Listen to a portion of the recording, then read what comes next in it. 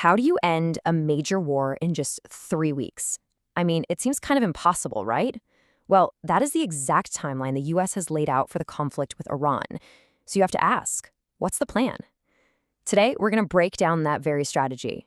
Yeah, a war over in less than a month, it sounds incredibly ambitious. But when you dig into it, the US strategy is actually pretty straightforward. It's basically a two-pronged approach that combines an iron fist, we're talking overwhelming military force, and at the same time, an open hand for diplomacy. And look, this isn't just some vague idea or wishful thinking. According to US officials, there's a very real, defined plan in place. So let's dive in. We'll start with the military part of it. Okay, so the first part of this whole strategy, it's being called the final push. And it's exactly what it sounds like. It's all about applying just maximum military pressure to force a resolution. This is that iron fist we were just talking about. So how does this final push work? Well, it's broken down into two main phases. Now, according to officials, the first phase is already done. They claim they've pretty much decimated Iran's naval, drone, and missile forces. So phase two is about a final, really intensified series of strikes. The goal, in their own words, is to finish the job. But, this final push isn't just about stopping the fighting right now. The goal is actually way bigger than that. They want to degrade Iran's military and nuclear infrastructure so badly that it would take them, get this, an estimated 15 to 20 years just to recover. We're talking about a massive, long-term strategic reset here. And this quote, wow. It really tells you everything you need to know about the intensity of this final military phase. The language they're using is, well, it's not subtle at all, is it? When you hear things like finish the job and striking extremely hard, it signals a clear intent to deliver a totally decisive, overwhelming blow, something that leaves zero doubt about the outcome. So besides just the direct military objectives, a really critical piece of this military endgame is about securing global trade. I mean, reopening the Strait of Hormuz, that's a huge artery for global oil, is a massive priority. And the plan isn't for the US to go it alone. They want to use a multinational naval coalition, which, adds a lot of international weight and legitimacy to the whole operation. So there you have it. That's the military pressure, the iron fist. It's designed to be totally overwhelming and absolutely final. But here's the twist. At the very same time all of this is happening, the US is also extending an open hand for peace. This dual approach, this iron fist and open hand, is the absolute heart of the entire strategy.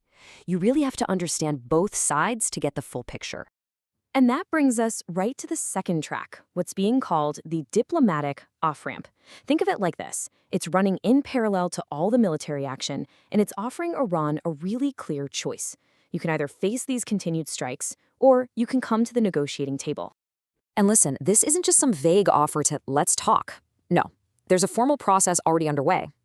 Pakistan has actually stepped in as a key mediator here, and they've delivered a really detailed 15-point peace proposal directly to Tehran. So this whole diplomatic track, it's got real structure, real substance. What's interesting is that we're seeing some positive signals from the US side, too. The president has apparently noted major points of agreement inside that 15-point plan. And that suggests, maybe, that the gap between the two sides isn't quite as wide as you might think. Okay, so that's the two-part strategy. Military muscle on one side, diplomacy on the other. But that still leaves a big question. Why the insane urgency? Why this push to get it all done in just a few weeks? Well, it turns out that's being driven by some really powerful pressures back home in the United States. One of the biggest pressure points is purely economic. Brent crude oil has shot past $105 a barrel. And you know what that means, right? Higher prices at the pump for everybody. That kind of thing creates serious economic and political pain. And it makes a long, drawn-out war really, really costly for the administration.